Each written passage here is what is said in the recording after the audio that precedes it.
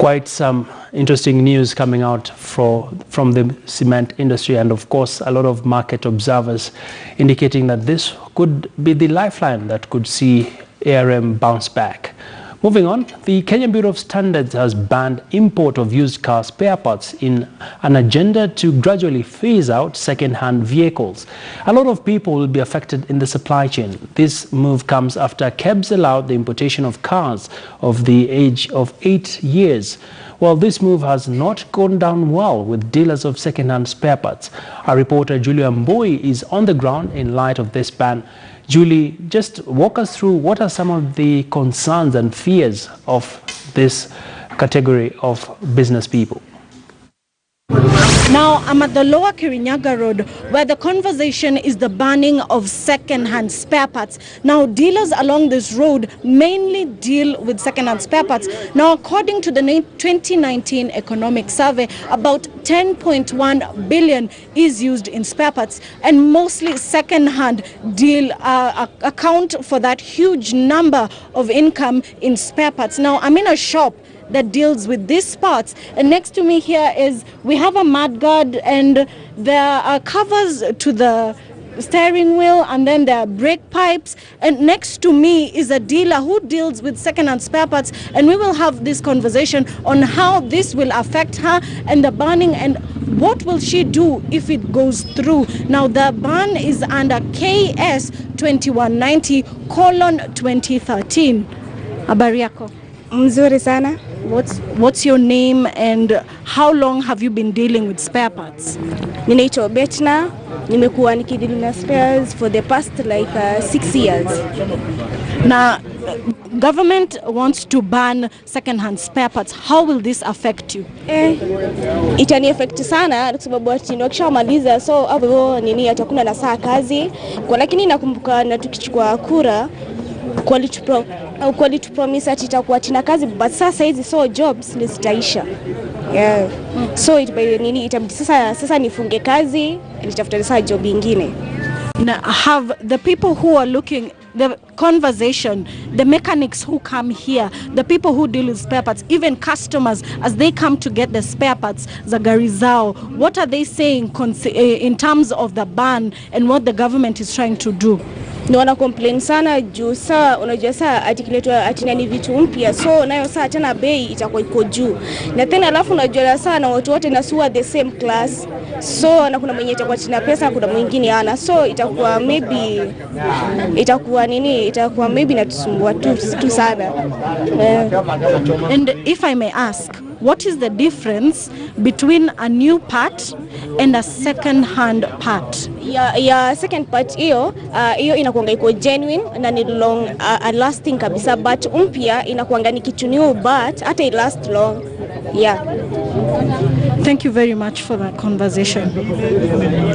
Now, in dealing with second-hand spare parts, there are a lot of people who are affected and will be affected by this ban, from the car dealer to the mechanic to the person who owns the vehicle. And this conversation is ongoing, and we will see the next move. Abby?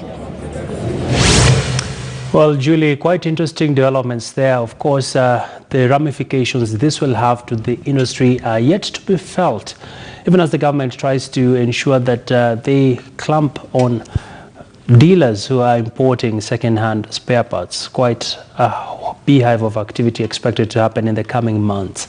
Well, the Ministry of Housing and Urban Development needs to clearly define who the real beneficiaries of the affordable housing scheme, if it is to sell the idea to Kenyans. Sentiments from the 5th CBA Economic Forum.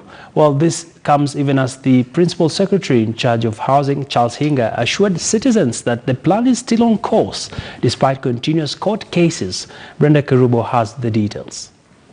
Affordable housing plan seeks to create 500,000 housing units across 47 counties by 2022, and in the process reduce the cost of home ownership. Highly subsidized. If you take away the cost of land and the cost of all the off-site infrastructure, plus all the fast-track approvals, which means that you are able to build much quicker. That means your cost of delivery is much lower. Do Kenyans need housing? I would say they really do, because at the end of the day, where there is proper human settlement, where there's proper planning, there are other, let me call them knock-on effects that you get, which in a positive way, in the sense that you will have better healthcare, you will have better access, better security. But key stakeholders attending the 5th CBA Economic Forum have an array of concerns.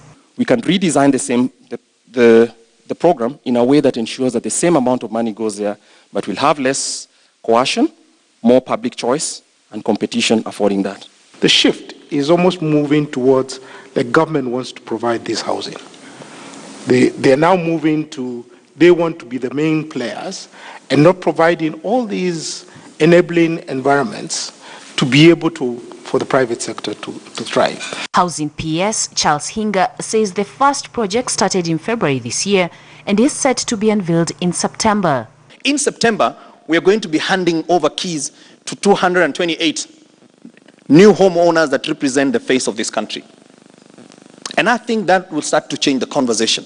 The High Court extended orders barring the government from implementing the 1.5% housing levy until May 27th to allow for consolidation of cases filed against the affordable housing plan. Brenda Kirubu, KTN News. Well, these small and medium-sized enterprises, together with startups, have faced a myriad of challenges in the country, including limited access to funding, to dealing with the challenge and leveraging on their numbers. SMEs and startups enablers have formed an association. Well, in this regard, KTN's Noah Kipkemboi joins us to just shed some more light on what this association will be all about and what does it mean for the players in the industry. Over to you, Noah.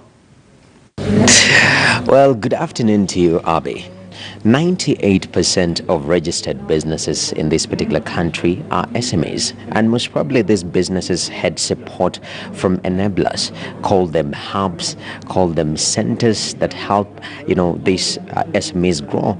But right now, initially they've been operating single-handedly. They're being bundled up under one association for proper efficiency, and right now I'm joined by the one and only Bernard Shira, who's the chair of the Association of SME and Startup Enablers in Kenya, will help us understand what ASEC does. Bernard, welcome to KTN Business. Thank you. Yeah, so ASEC, initially before ASEC, what were some of these loopholes that came with these enablers operating, individually? Yeah, thank you. So for the last 5 or actually 7 years, there's been a lot of development of,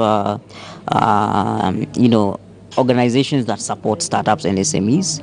I think the most famous one, for example, is iHub, that brought a lot of support for technology. Then we have iBiz and iLab from Strathmore that, became the first university-based innovation labs. But then it's been actually a phenomenal growth. As we speak today, there are more than 200 such organizations across the country. Now, some of the challenges this organization actually face is what's the standard for support. If you're training entrepreneurs or startups, if you're funding them, are you providing the same level of support if, for example, you are in Kisumu or Mombasa? So can we create an environment where by coming together we can build standards of support that help us to deliver better services to our entrepreneurs? Can we create opportunities to get these entrepreneurs and startups access funding and opportunities also for them to scale up global? And what ASEC can do for such interventions is to educate our intermediaries so that they share this information with the entrepreneurs and the SMEs.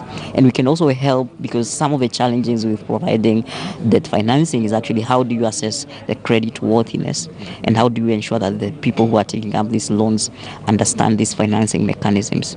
So that is part of our broader objective to ensure that we bring proper proper financing mechanism, so capital that is right for SMEs and startups. And this is a national network that can make that happen. Perfect. And that has been pretty much it. Very informative. Bernard, thank you very much for speaking to business today. All right. Yeah, so there you have it. As Liverpool say, never walk alone. So do SMEs and enablers of SMEs and startups say that we don't have to work individually. Let us come together under an association that will help, efficient or make operations efficient and also smooth at the end of the day. Back to you, Abby. Well, a step in the right direction indeed for SMEs in the country, even as they try to link up with the startup enablers. Quite indeed some good progress there. Thank you, Noah. Well, the Cabinet Secretary in charge of Agriculture, Mwangi Kiunjuri, says that the government, through the National Irrigation Board, is now accelerating storage of water for irrigation through construction of water pans at household levels. While he says 125,000 water pans will be constructed by the year 2022, and this will bring an additional 125,000 acres of land under irrigation. Well, Alex Chamwada of Chams Media sought to find out why the government is now investing more in smallholder farming activities. Take a look. We are in Kafaru Ward, Kieni East Constituency, Nyeri County. And here we meet Patrick Kimotho and his wife Grace on their farm. The couple has just harvested some Irish potato. Farming is their daily activity. Sasa niko na miaka 10. Nategemea shamba tu. Kama hii chakula yote mnaona hapa imepanda na wakati ya jua inakuta mvua ikinyesha inakuta ikiwa iko karibu kukomaa. They are among many farmers in Kenya who have experienced firsthand the importance of water harvesting, and all this is as a result of irrigation, with the source of the water they are using being a water pan constructed right on their 12-acre farm. The water pan was excavated for them by the National Irrigation Board at no cost. Mtu tu ni form tu alikuwa anajaza kwa serikali tu. Ukijaza wanakuja wanakuchimbia ndamu tu. Excavating on average on normal soil, a cubic meter is about 400 Kenya shillings to 500 Kenya shillings. Where you get the best price is about 350 Kenya shillings. But for this program, for every cubic meter we are doing at an average of 127 Kenya shillings. The 127,000 is fully paid by the government. The only cost of the farmer is for fencing, not for excavation. If we live to the promise that the president made to Kenyans, which the ministry must live to, if we are able to work on 125,000 small pans to our families, that would mean 125,000 acres of land under irrigation. In Kenya, the agricultural sector is dominated by smallholder farming activities, with 75% of national food production being primarily for household-level subsistence. Thus, the argument that more focus, more investment should go towards supporting this category of farmers. We are able to do over 10,000 acres of land under irrigation in 10 months. What all the other dams that have been constructed for the purpose of irrigation have not achieved. The water pan for household level means we are doing it to a family. The communal ones are whereby we have water dams set aside, the site set aside for dams.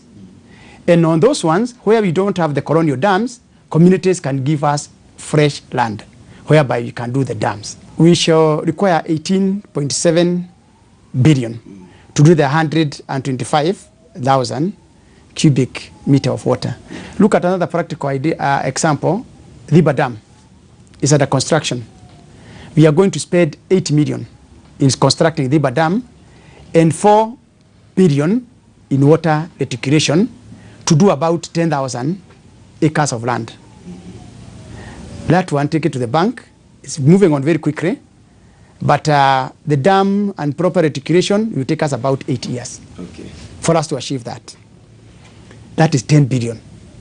We are talking of 18 billion to do 125,000 acres of land, which will be practically used in the next 3 years. Some